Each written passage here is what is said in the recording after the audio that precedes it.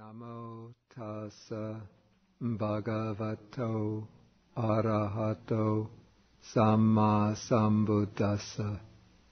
Namo tassa bhagavato arahato samma sambuddhassa. Namo tassa bhagavato arahato samma sambuddhassa. Okay, good evening, everyone.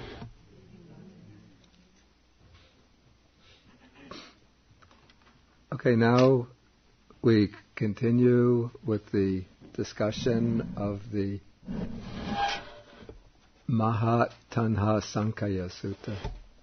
This is the greater discourse on the destruction of craving, Sutta number 38 in the Majjhima Nikaya.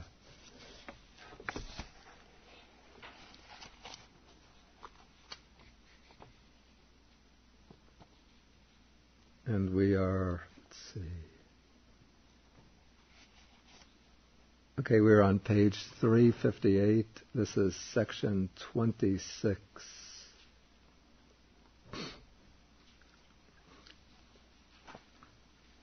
And we come to the section on the round of existence, which speaks about how the descent of the embryo takes place through the union of three things. And now, in my understanding, the reason why the Buddha begins this particular section of the sutta is to present what I would say in concrete terms, even in biological terms, okay, or to present a concrete biological example or exemplification of the terms of the formula of dependent origination.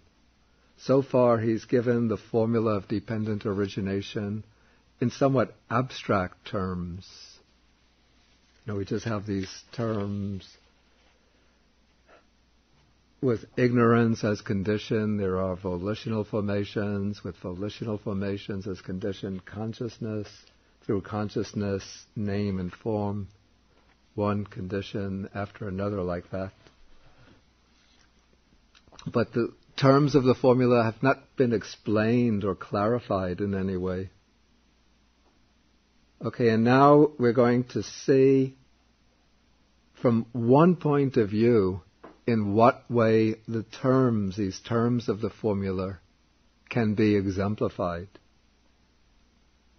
And I don't think this is the only way in which they can be exemplified, but this is one particular way in which we can, what I would call a biological or maybe an organic exemplification of the terms. That is, the way these terms can be seen as exemplified through the unfolding of the life process. And so first we have the descent of the embryo taking place through the presence of these three factors. That is the union of the mother and father, that is sexual union of mother and father. Then the mother has to be in season, she has to be fertile. And then there has to be this condition called the gandhabba present. And last week I explained through some examples my understanding that what is meant by the gandhabba is this being who is ready to take rebirth, this kind of spirit or a being in this, what is sometimes called the intermediate state, that is a being who is detached from its previous mode of existence, who is seeking the conditions for a new rebirth, and who is karmically, has some kind of karmic affinity with the mother and father, or with rebirth through this mother and father. And so when all of these conditions come together, then there is the descent of the embryo. Or we could say it's the arising of an embryo takes place in the mother's womb. And in another discourse of the Buddha, this is the great discourse on causation, the Mahāniddāna Sutta, what is here called the descent of the embryo is called the descent of consciousness.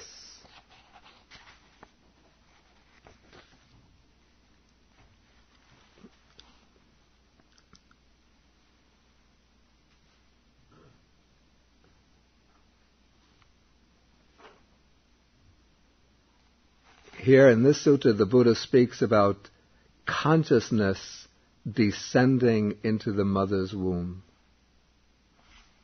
And so when we speak about the Gandhabba being present, we should understand that the Gandhabba, this being to be born, it's probably, I would consider it to be a combination of 5 aggregates.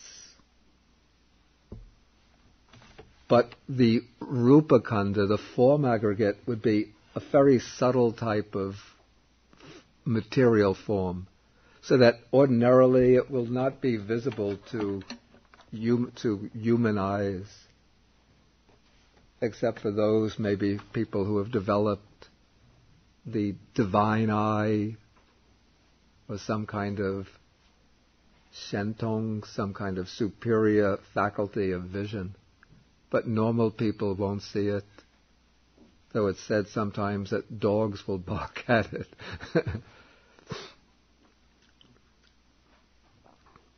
Okay, and when the Gandhabba is present, and then there's the union of the mother and father, then that Gandhabba loses its consciousness, or loses awareness, and it descends into the womb, and then the mother becomes pregnant. And that is the descent of the embryo. And in terms of the normal the usual formula of dependent origination, what is happening here, we could say, is that the Gandhabba will represent a being coming from the past, bringing over the ignorance, volitional formations, and consciousness from the past, descending into the womb. That would represent the consciousness descending into the new life, and also that first moment of consciousness arising in the new life. And then the occurrence of conception, will mean the arising of name and form together with the arising of consciousness in the new existence. So when conception takes place, what happens is that consciousness arises, the first moment of consciousness, and along with consciousness comes nama-rupa, name and form.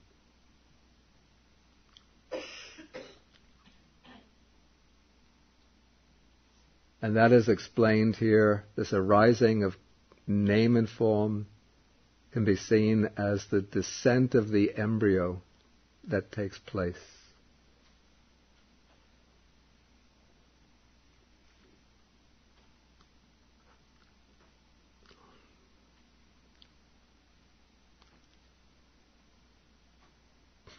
Okay, then the Buddha describes here the development of the embryo. The mother then carries the embryo in her womb for 9 or 10 months with much anxiety as a heavy burden.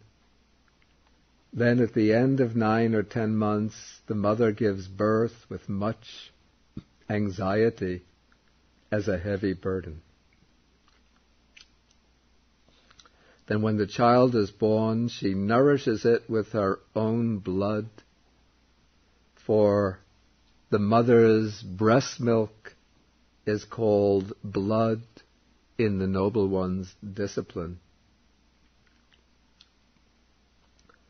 Okay, so this development of the embryo in the mother's womb is the development of name and form.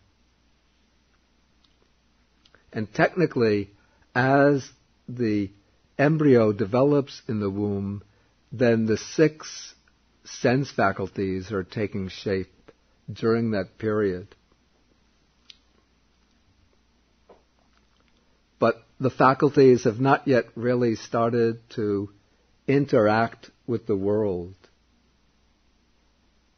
Okay, but it is when the child comes out from the womb that now the faculties are starting to interact with the world. Okay, so now the child grows up and his faculties mature, and the child starts playing at games. These are games that they played in India. I don't know, some of them maybe they still have today.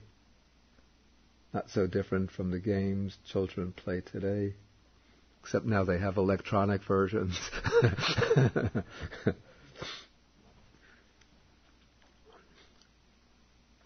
Okay, so now when the child grows up, he's provided and endowed with the 5 chords of sensual pleasure: form, sounds, smells, taste, tactile objects that are enjoyable, pleasant, agreeable, and so on. Okay, so now all of this really signifies the 6 sense faculties now making contact with their objects.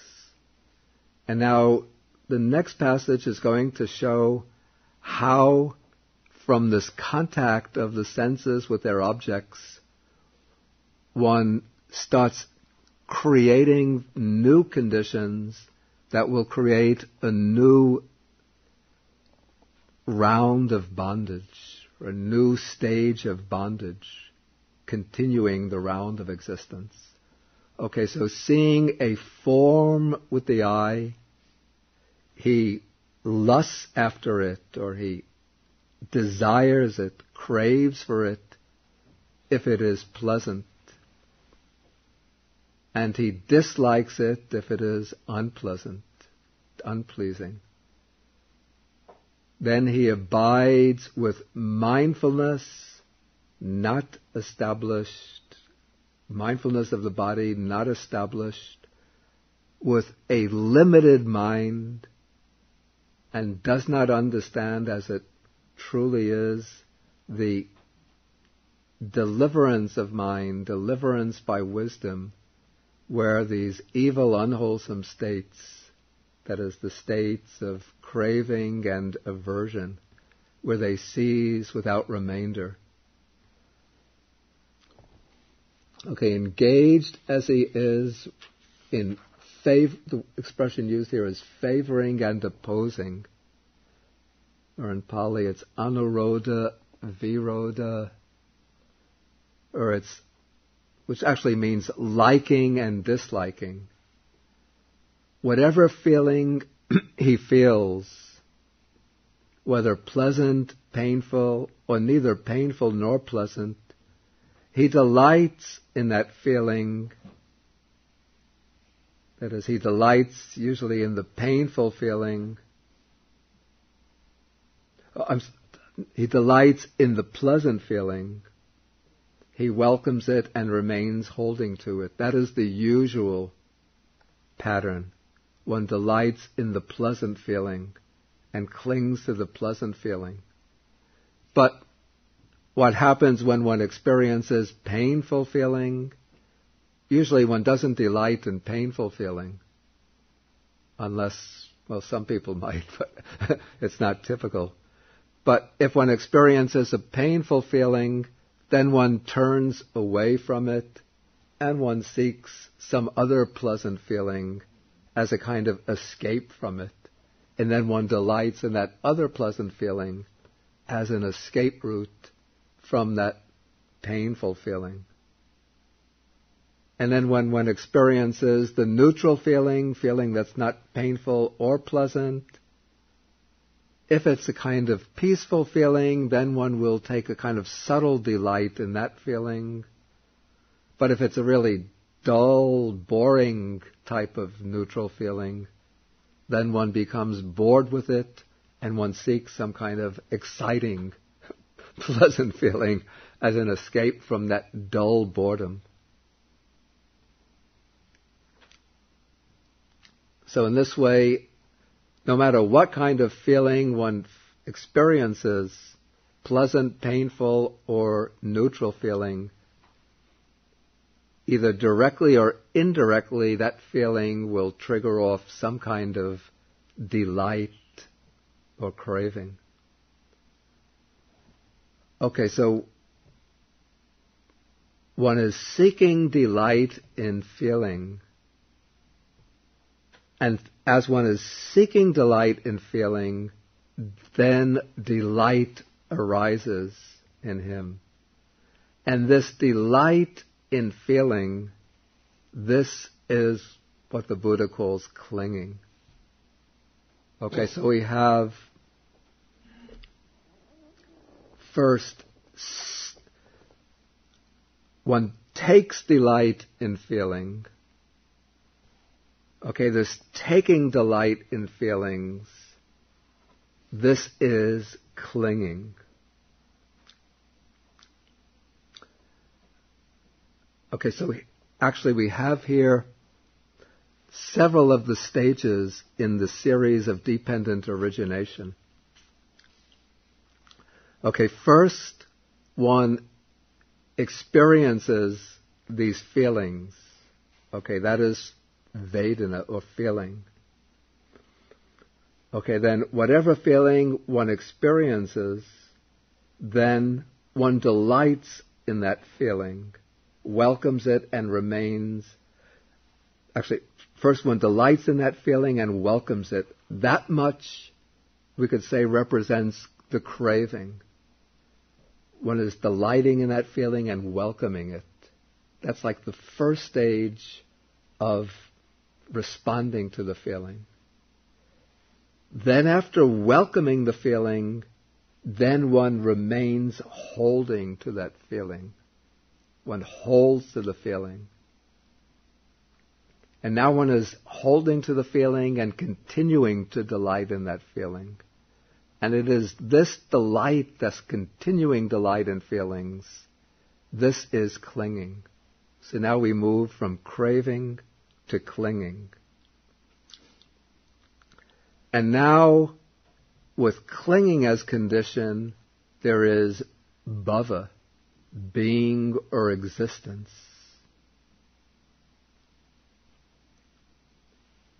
And then with being as condition, there is birth.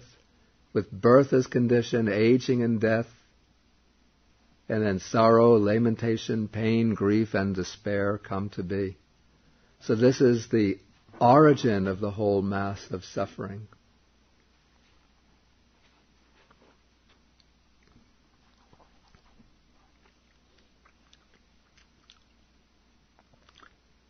And then the same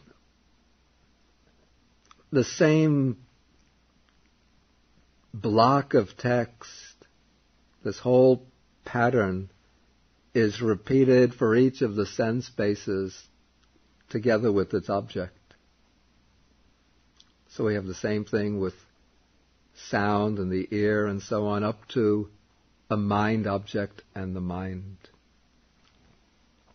So in this way, from paragraphs 26 through paragraph 30, we have the entire series, the 12-fold series of dependent origination, actually exemplified, or even we could say embodied, in terms of the concrete life experience of an individual. This is an individual whose mind is blinded by ignorance.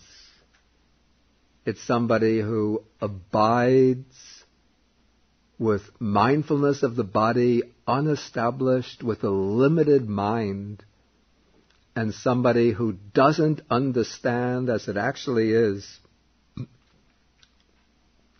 that state of liberation where these unwholesome states cease without remainder. You see, all of that in these words at the beginning of paragraph 30, all of that is suggesting the presence of ignorance and non-development of mind. So one whose mind is in that state will go on when such a person experiences these sensory objects.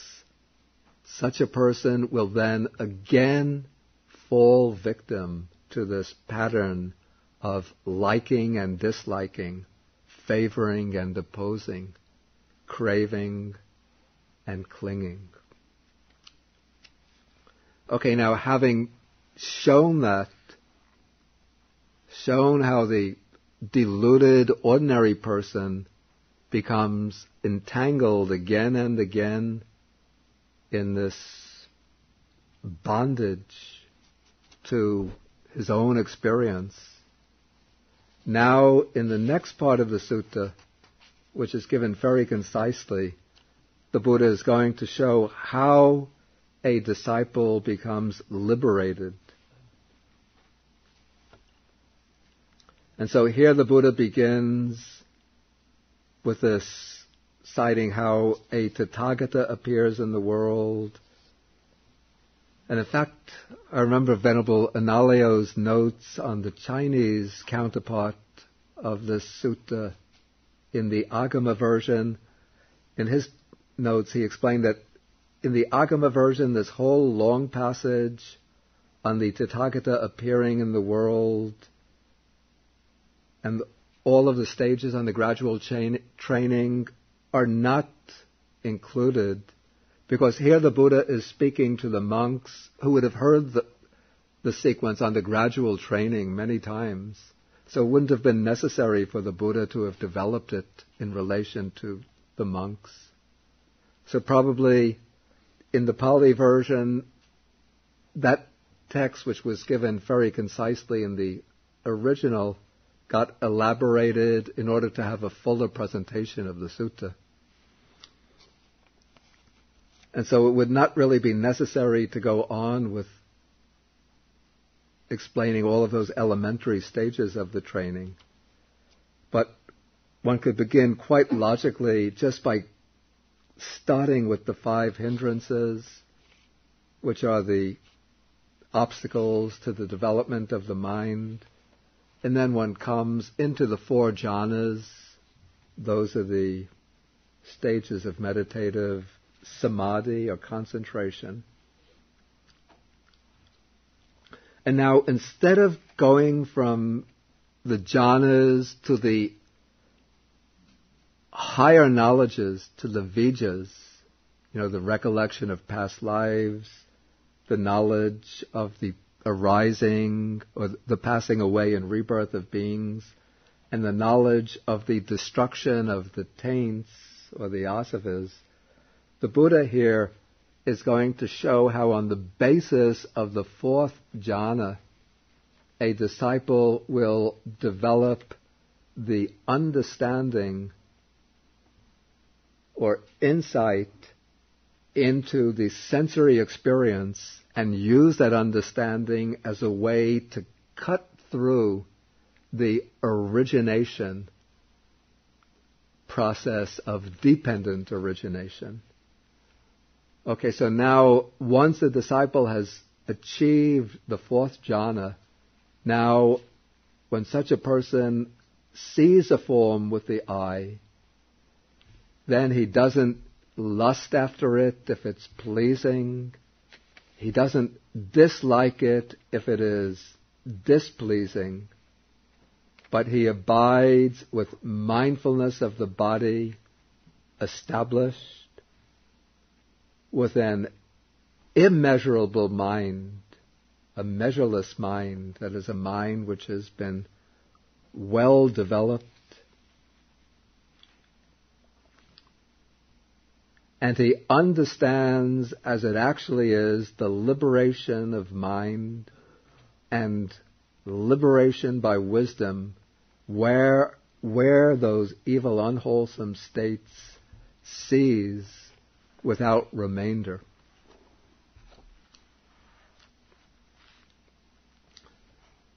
Okay, that state of deliverance of mind, deliverance by wisdom, where these evil, unwholesome states cease without remainder, that would probably be the fruition attainment of arhatship, the complete state of the destruction of all the defilements.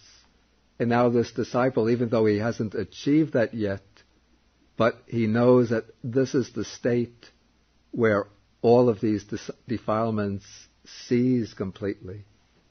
And so using that understanding as the basis, he's able to prevent the arising of liking and disliking for the pleasant and unpleasant sensory objects.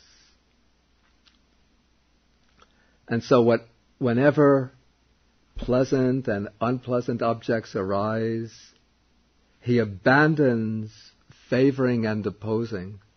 That is, he doesn't favor or like pleasant sensory objects, and he doesn't oppose or dislike unpleasant or disagreeable sensory objects. And whatever feeling he feels, whether pleasant, painful, or neither painful nor pleasant, he does not delight in that feeling, welcome it, or remain holding to it.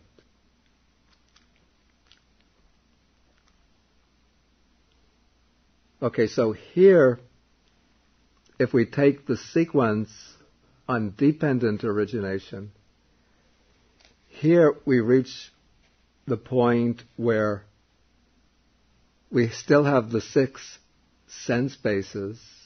Depending upon the 6 sense bases, there's still contact taking place. Depending upon the 6 sense bases, feeling is arising. Pleasant feeling, painful feeling, neutral feeling. But when feeling arises, because there is correct understanding, right understanding, there's right development of mind and right understanding, and so one can use the development of mind and right understanding to cut through the chain of origination so that through the arising of feeling, there will not occur tanha. There doesn't arise craving. And so one is breaking the chain of origination at that point where feeling feeds into the arising of craving. And basically there are 2 powers which enable a person to break that process of origination. This will differ from one person to another, and it depends on the relative strength in a person of samadhi and panya. Here in this sutta, a difference is not developed, but other suttas develop the difference. The 2 powers are the power of bhavana and patisankha, I think it's called.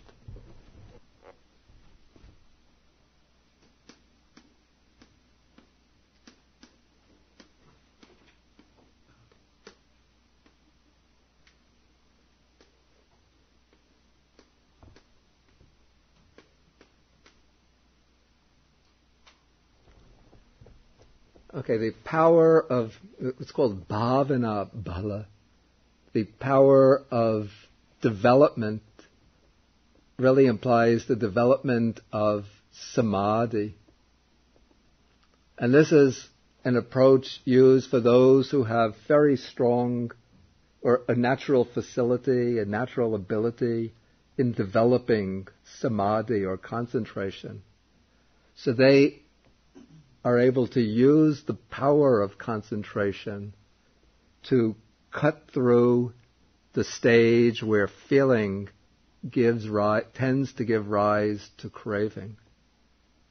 They'll draw their mind away from the pleasant feelings, the painful feelings.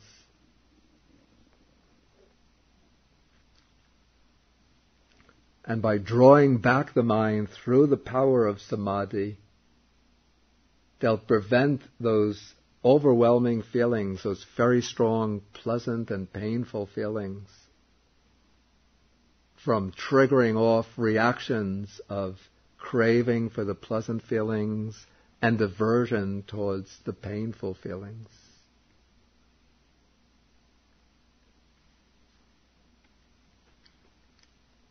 Of course, the problem is that samadhi itself is not a final solution, and there can come subtle attachments to the pleasant feeling that arises through samadhi, and a subtle attachment to the peaceful, neutral feeling of samadhi. And so ultimately one needs the power of wisdom to break through the entire chain of dependent origination. But some people rely first upon the power of samadhi to cut away the grosser levels of origination, and then use the power of panya, wisdom, to cut off the subtle level of origination. Whereas other people, those who have a more dominant wisdom faculty, rely on the power of reflection or power of examination to draw the mind back from reacting to feelings with attachment to pleasant feelings, aversion towards the painful feelings.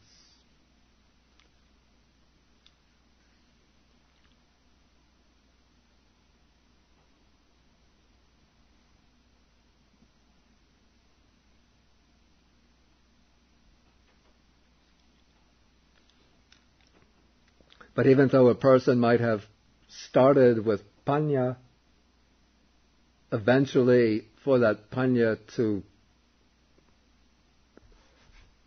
be able to cut through to deeper levels, it will eventually need the supporting base of samadhi.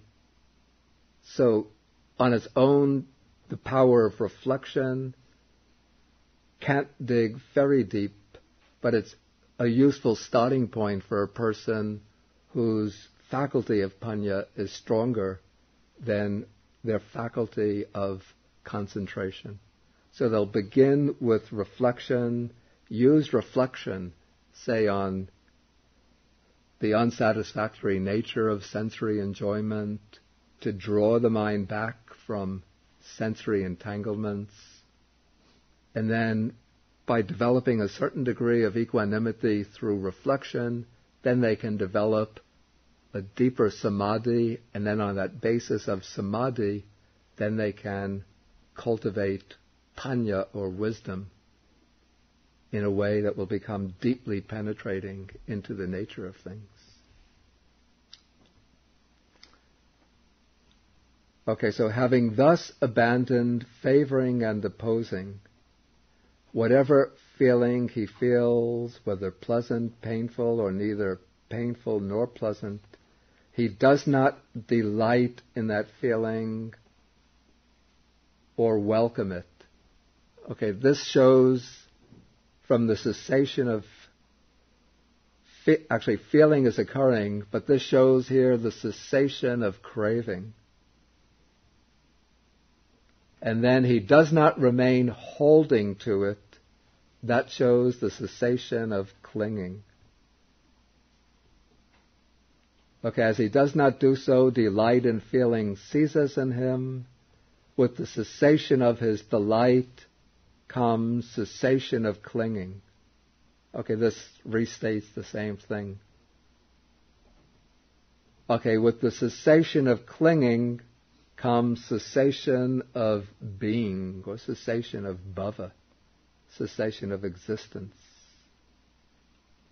With the cessation of existence comes, that's cessation of the karmically active, karmically creative side of existence.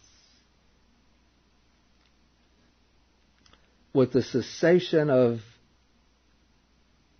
bhava comes cessation of birth.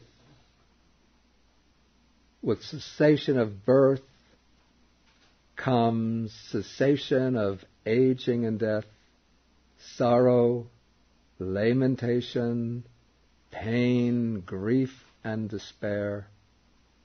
Such is the cessation of this whole mass of suffering. Okay, so we see that now the cessation side of the dependent origination is now being quite explicitly developed here. It's just unfolding from that living experience of this person.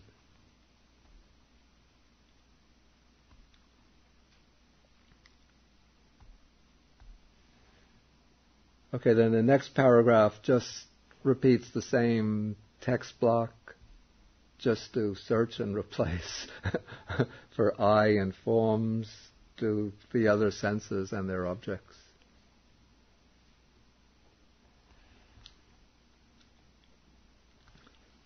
And then we come to the conclusion.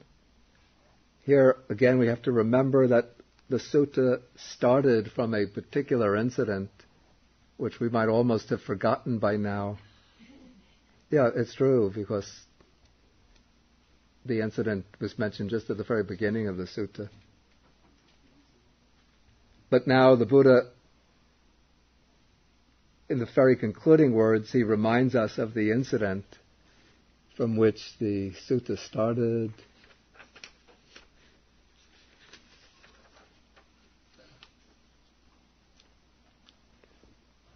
And here he gives his own title to the sutta, which is a way of emphasizing its importance. Often it's not common for the Buddha to do that, but now he's going to give a title to it. He says, Bhikkhus, remember this that has been taught by me as what has been taught briefly by me as liberation, but deliverance in the destruction of craving. But remember Sati, the son of a fisherman, as caught up in a vast net of craving, in the trammel of craving. He uses two words almost synonymous for a net or web. The vast net of craving in the web of craving.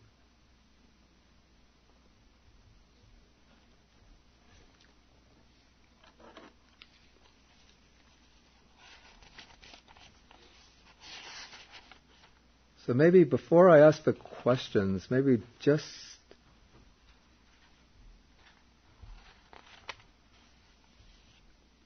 should we do just a kind of very brief overview of the whole sutta? Just to see any kind of pattern that we might have been lost through looking at in too fine detail at the parts.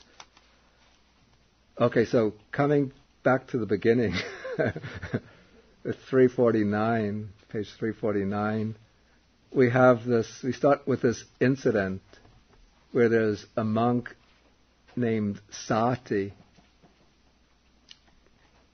who's been going around saying that he's been expounding his own so-called pernicious view that he understands the Buddha's teaching to be that it is the same consciousness that runs and wanders through the round of rebirths. not another. He uses this expression, tang yeva vijnanam, this very same consciousness.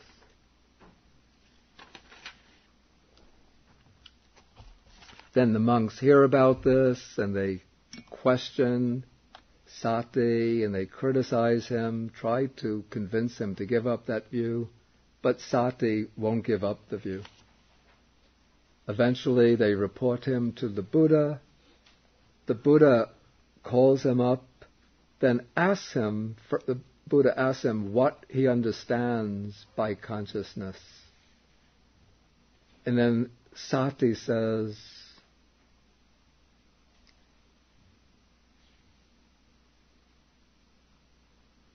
here I'm on page 350, about the middle of the page.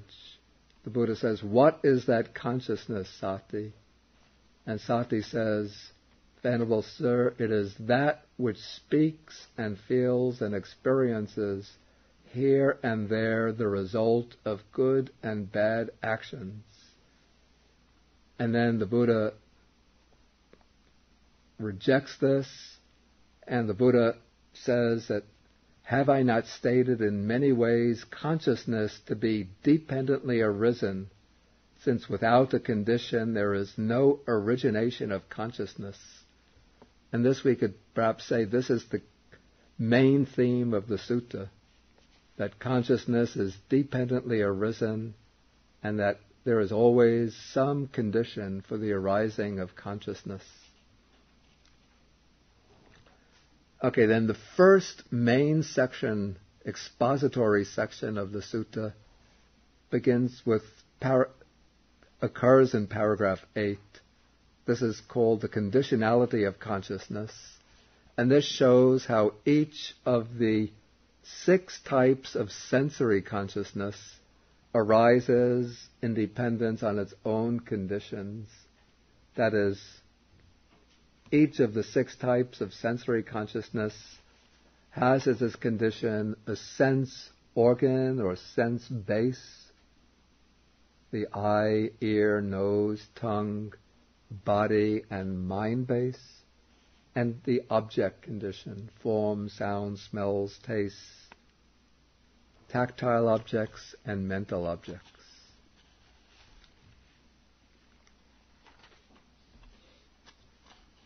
Okay, then from consciousness,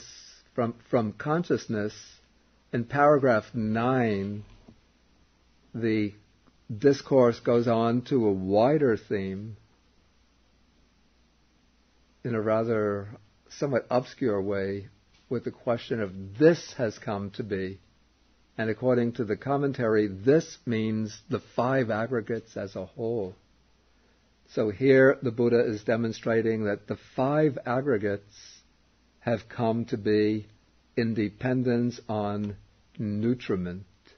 Nutriment are the strong conditions for the arising existence of the 5 aggregates.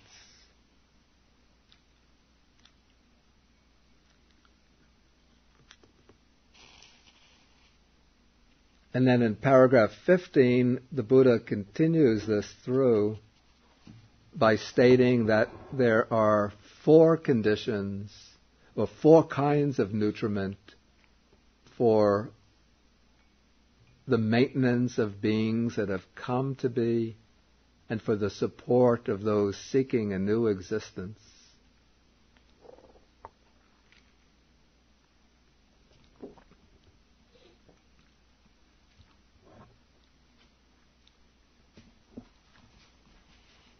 Okay, so here the Buddha elaborates on the theme of nutriment. And then paragraph 16, he traces the conditions for these types of nutriments.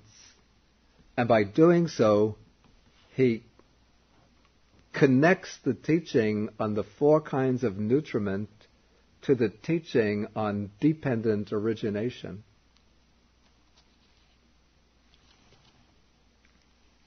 And in this way, we start coming into the 12 links of dependent origination. But he picks up the chain of conditions midway through with craving and takes it back to ignorance.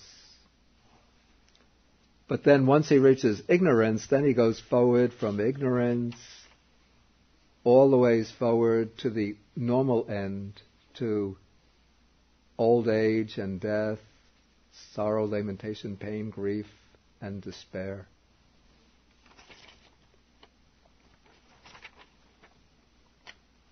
Okay, so in this way we come to another way in which consciousness is shown to be dependently originated. One way is through, in terms of the way the 6 types of consciousness arise through their sense bases and sense objects.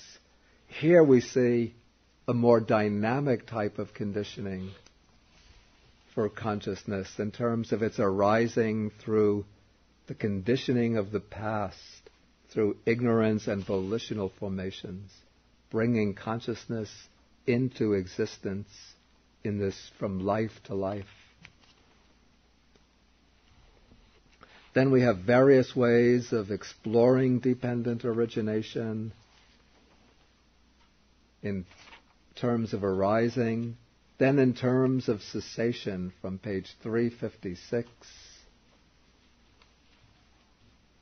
357, then lower part of 357, the emphasis on how this knowledge, this personal knowledge of dependent origination brings the abandoning of doubt, the overcoming of doubts about whether we existed or not in the past, future, and present.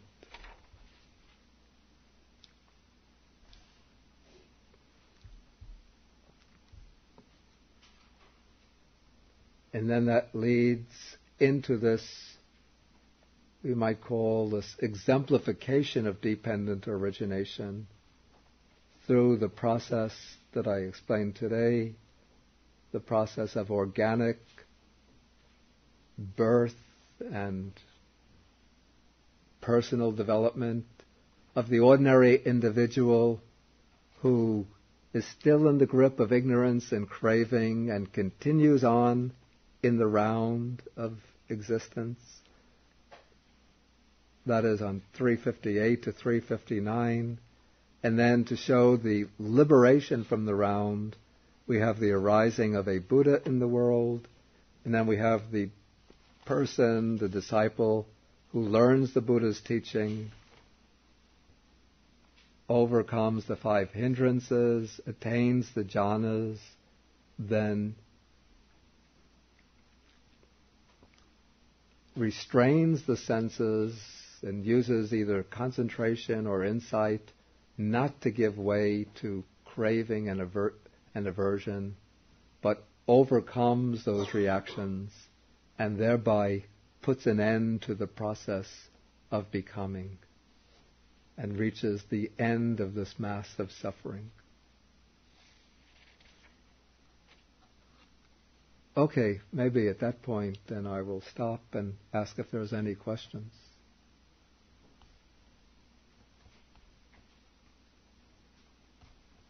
Yes. Going back to the concrete example, yeah, where the youth is growing up, and I followed it. It made sense right up until with clinging being. Yeah. So maybe provide an example. I was sort of thinking if he's craving some sort of sense desire and he wants a car, say. Yeah. And he delights, he gets the car and he clings to it. So does the being become sort of, I don't know, I can't put the words around it. He's sort of taking that as an aspect of himself. The way I would understand it, it's not really explained, it's not really explicated. It's just given here and elsewhere in the form of this, almost like just a formula, a very concise formula. But the way I would understand it is, okay, there is a clinging, okay, delight in feelings is clinging. Okay, so it has a clinging to, one takes this delight in pleasant objects, and that is a clinging to the objects. And with that clinging as condition, there is existence, being. What I would say is that, okay, that clinging as a condition, that clinging is a condition that ties one to the round of existence. So that clinging is what, by tying one to the round of existence, is what will bring one back into the round of existence for another rebirth.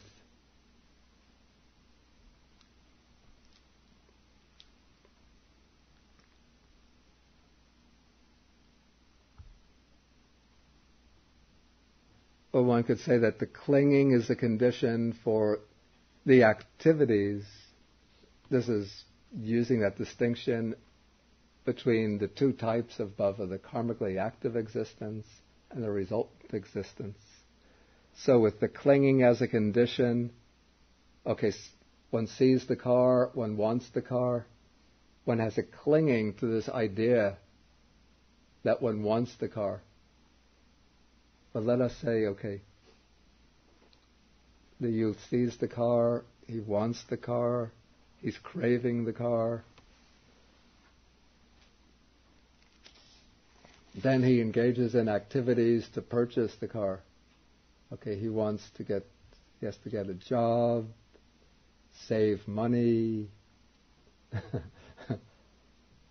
by which time the car has gone out of style, so he's thinking about another car, which has become more stylish.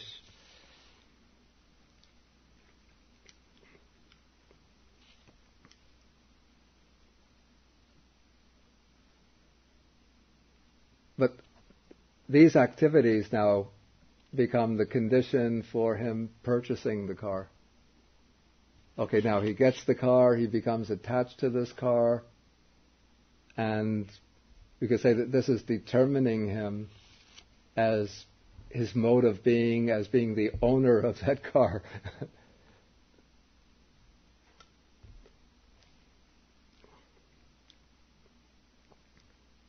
So dependent upon his clinging to that car, he is, or in the mode of being the owner of the car.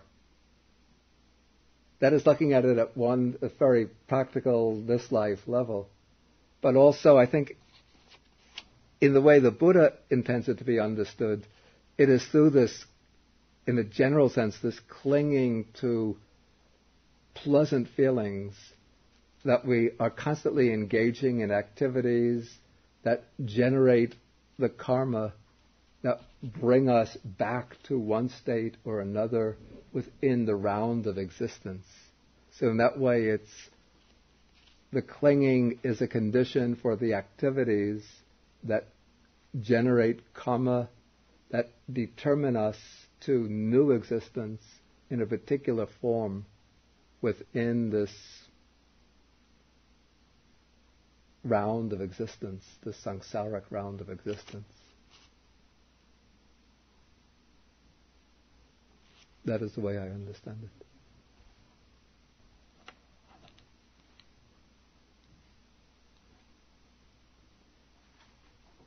Could you say, in essence, that this Gandhava, it sort of is created at death? That it's what? The Gandhava? Yeah. Could you say that it's sort of created at death? Or is it's there at the beginning of life, is it also there at the end? Is that from beginning from end to beginning? It's not so much that it's created at death, but it seems to be a mode in which,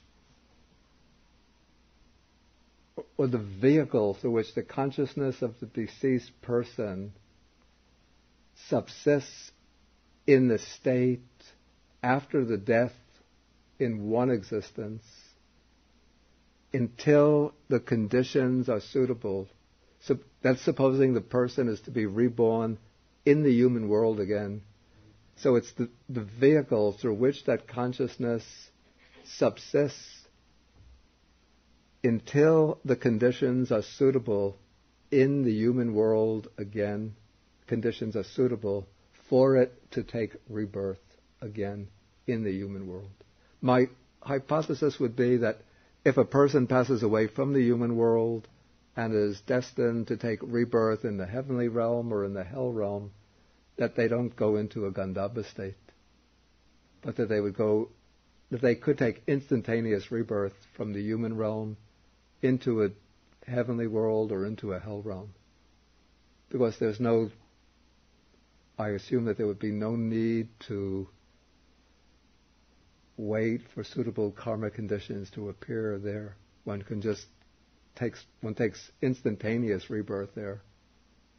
And so, as soon as one passes away, then one can take rebirth. But what would seem to me to be the case is that after one passes away as a human being, if one has the disposition, the proclivity to be reborn back in the human world, it seems very unlikely that at that very precise moment that one passes away, that there are the ideal conditions for a human rebirth again. The likelihood, the probability seems very, very small. So it would seem that the consciousness would have to remain in some form until the suitable conditions become manifest. And so the Gandhabba would seem to be that form in which it remains. I read some passages last week that describe it as the person in that state, or the being in that state, still has a sense of the continuation of its identity with the identity of the person that passed away. There's not a change of the sense of identity. Sometimes the person isn't even aware that it has died.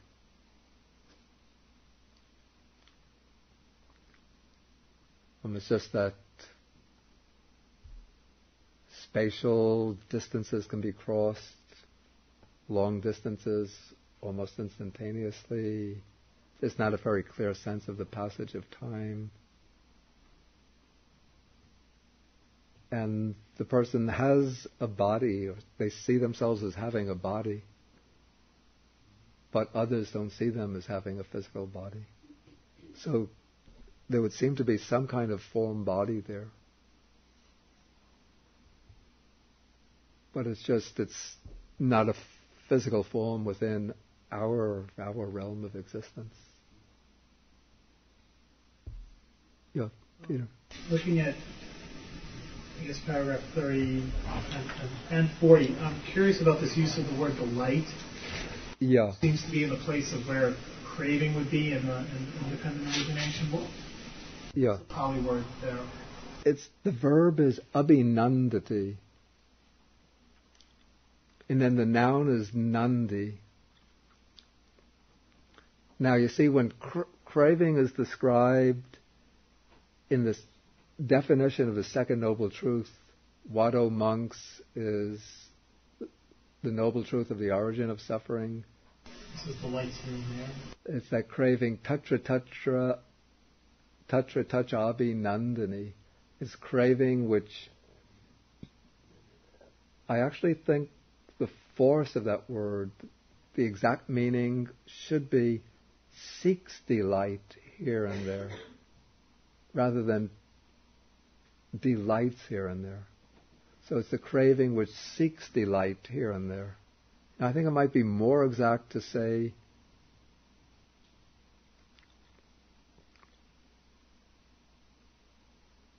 not he delights in that feeling, but he seeks delight in that feeling, welcomes it, and remains holding to it. As he does so, delight arises in him. Then we could see more clearly a distinction between craving and clinging. Right, it's kind of weird to say he delights in the feeling, as he does so delight arises. Yeah. That seems a little redundant. Okay, so he seeks delight. And then in 40 it says, he does not seek delight in that feeling, as he does not do so, delight ceases. David? Yes, there was human gandavas and animal gandavas. They would be together. And Human Gandavas and animal Gandavas? There would be animal realm Gandavas, wouldn't there? I think so. It would seem logical to me that when an animal passes away, it should have a Gandava also. And they would be in the same kind of floating around the same place.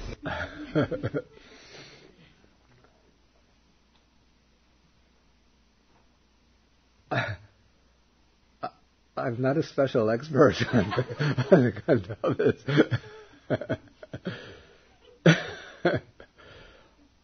I've seen it a few. Last week I read some passages from Gandava about that. Some passages from people who have memories of having passed away and they recollect their experiences in this intermediate state. It's from a book called Rebirth as Doctrine and Experience. But there were just a few paragraphs that wasn't like a detailed study of life from one life to another, how I found my pet dog in the intermediate realm.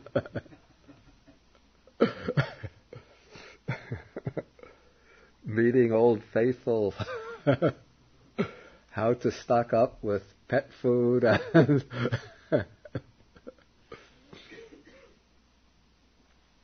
so I don't know.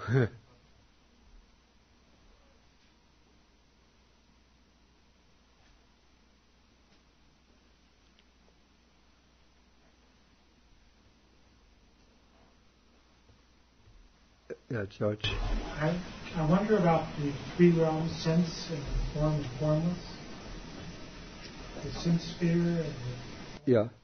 you talked about the Gandava being within not the sense sphere, which I think of the four elements. Yeah. I wonder what is the form, why is it called the form sphere? Okay, why is the form realm called the form realm? Well, you see, there's form, rupa, matter, form, both in the sense sphere realm and in the form realm. And so, technically the existence of form is not a distinguishing feature of the form realm as apart from the sense sphere realm. But in the sense sphere realm, sense desire is said to be the strong motivating factor of beings in the sense sphere realm. And also in the sense sphere realm, we have the grosser types of sensory experience. That is, we have sense, we have visual experience, auditory experience, smelling, tasting, touching. Okay, now the beings in the form realm, see, those are the realms that correspond to the attainment of the jhanas.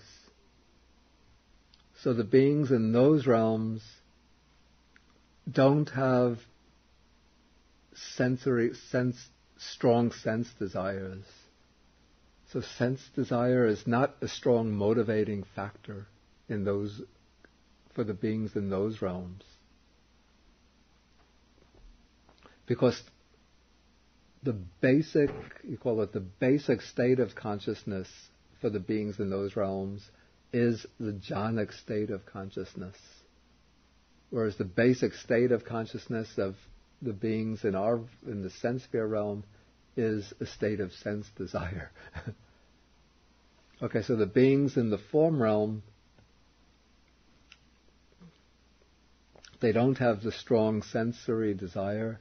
Though they do have sense desire, it does come up, but it won't take the form of sexual desire because there is not sexual differentiation there. They're all, unisex. There's just no sexual distinction. But they can have desire or craving for beautiful forms and sounds. According to the Abhidhamma, the Pali Abhidhamma, there is not smelling, tasting, and not tactile sensations in those realms. But there is the visible experience, visual experience, and auditory experience, seeing and hearing there, because those are considered the subtler types of sensory experience.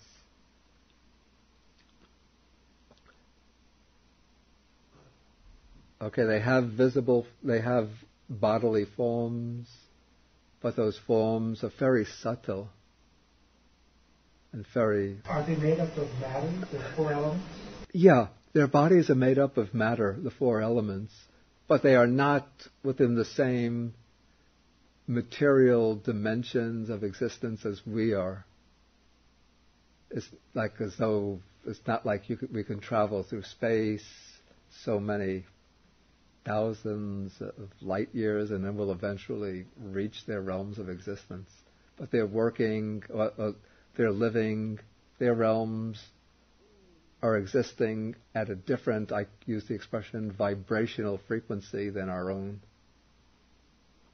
It's just a completely different realm of existence, so to speak.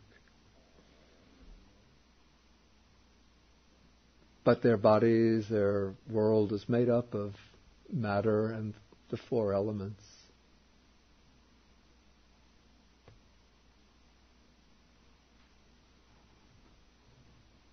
Yes. Just looking at the start of paragraph 40, it seems somewhere within here is where awakening is happening, and I'm just trying to understand this a little closer. First it says he doesn't lust, he's just abided in the cultivated the jhanas in 39, and now it says he doesn't lust after or dislike sensory experience. Yeah. Now, I might understand that sentence as he doesn't lust after because he's abiding in the jhana, and not because awakening is taking place. Yeah, it's an interesting point because I also had wondered about that. The sutta doesn't show the attainment of a kind of insight, knowledge, or the realization of any kind of stage of awakening. But we have to understand that since he's speaking definitely about the cessation of the round of existence, so we have to understand that those stages of awakening or realization have to be spliced in here at some point. The way it seems, and I guess tell me if this makes sense, is it seems the first part, not lusting or disliking, is because he's in jhana, and he's abiding mindfully. No. And then it says that he understands.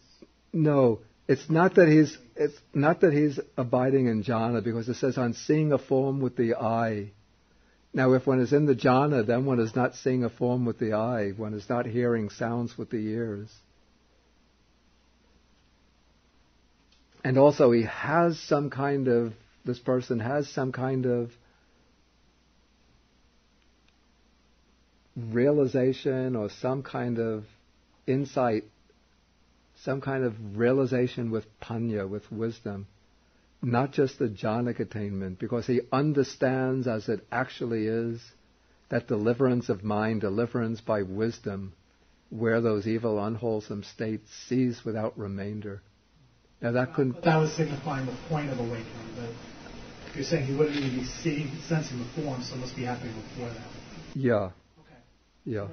We just have to understand that it's taken place, but it's not shown in the sutta. Okay, I think we're going to have to stop now.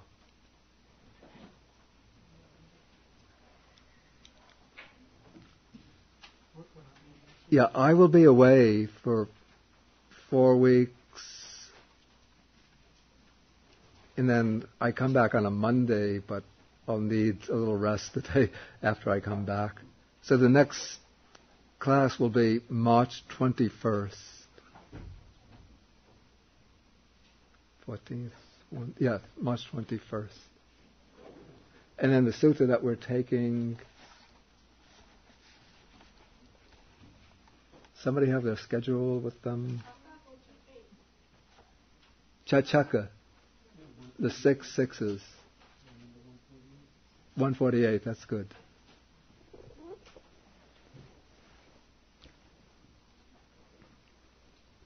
Okay, so we'll end by sharing the merits.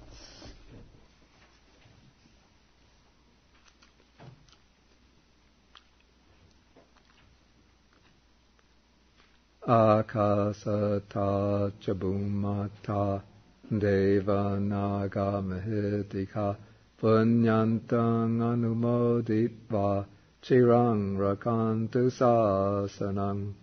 Akasata chabumata deva naga mahidika punyantang anumoditva chirang rakantu desanang.